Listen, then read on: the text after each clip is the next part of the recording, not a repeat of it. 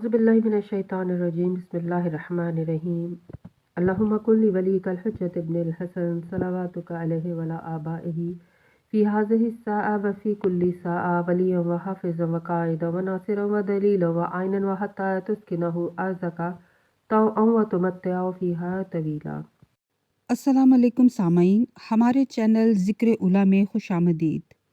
मैं आज आपके सामने इल्लामा लाजपाल हुसैन की तसनीफ़ आफ़ताब अदालत से इक़्तिबास पेश कर रही हूँ, जिसका बुनियादी मकसद आपकी खिदमत में ऐसा इल्म पेश करना है जिससे लोगों में ऐसा शऊर बेदार हो कि जिससे शयातीन की चालों, हरबों और गुमराहकुन ख़यालात से बचा जाए।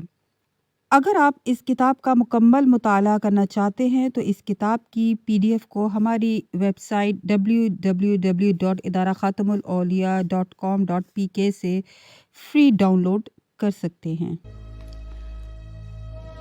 इमाम ज़माना की इब्ने महज़ियार की रहनुमाई फरमाना, क्या अल्लाह ज़मीन को अपनी हुज्जत से खाली रखता है?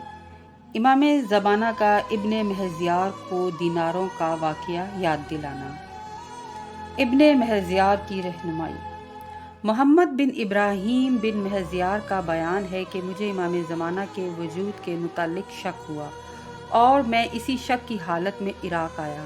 वहाँ हज़रत ने अपने एक वकील को इस मज़मून का ख़त जारी फरमाया, महज़ियार से कह दो कि उसने हमारी बारगाह के मुतालिक हमारे चाहने वालों से जो बातें की हैं हम उनसे वाकिफ़ हैं, और तुम इब्ने महज़ियार से कहो कि क्या तुमने कुरान मजीद की सूरह निसा में ए ईमान लाने वालों अल्लाह की अताअत करो और रसूल और जो तुम में से साहिबान अमर हैं उनकी अताअत करो की आयत नहीं पढ़ी?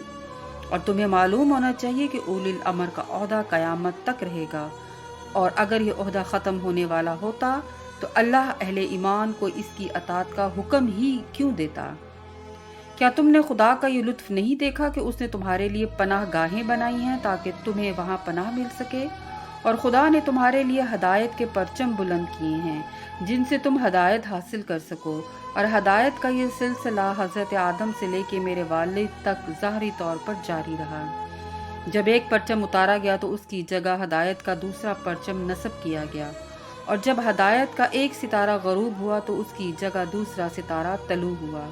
लेकिन तुम्हारी हालत ये है कि मेरे वालिद की वफ़ात के बाद तुमने खुदा के मुतालिक ये गुमान कर लिया कि अब उसने अपनी मखलूक से राब्ता मुनक़ता कर दिया है, हालांकि ऐसा नहीं है और ऐसा हरगिज़ नहीं होगा।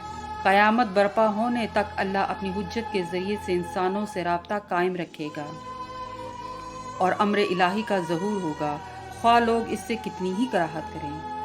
मोहम्मद बिन इब्राहीम, तुम जिस मकसद के लिए यहाँ आए हो उसमें शक ना करो। अल्लाह ताला ज़मीन को हुज्जत से खाली नहीं रखता। हाँ, इलामत के तौर पे मैं तुम्हें याद दिला दूँ कि तुम्हारे वालिद ने अपनी वफ़ात से कबल तुमसे कहा था कि किसी ऐसे शख्स को बुलाओ जो हमारे पास रखे हुए दीनारों को गिन दे।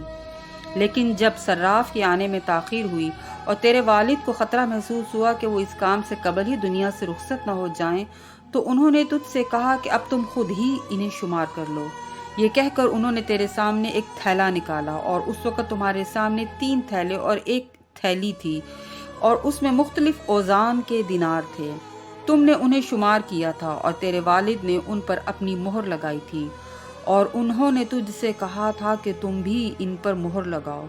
और फिर उन्होंने कहा था कि अगर मैं ज़िंदा बच गया तो मैं ही इसका ज़्यादा हकदार हूँ, और अगर मैं दुनिया से चला गया तो फिर इस माले इमाम के लिए तुम अल्लाह से डरते रहना, और मेरे बाद मुझे इसकी ज़िम्मेदारी से निजात दिलाना, और दयानत के असूलों पर अमल करके मेरी तवक्कुआत पर पूरा उतरना। लिहाजा अल्लाह तुम पर रहम करे। और तुमने 10 दिनार से ज़्यादा रकम को फाजिल करार देकर अलहदा कर दिया था, जबकि वो भी हमारा ही माल था, उसे वापस कर दो। और इस वक्त ज़माना पहले से ज़्यादा मुश्किल है, और हमारे लिए अल्लाह ही काफ़ी है, और वो बेहतरीन कारसाज है।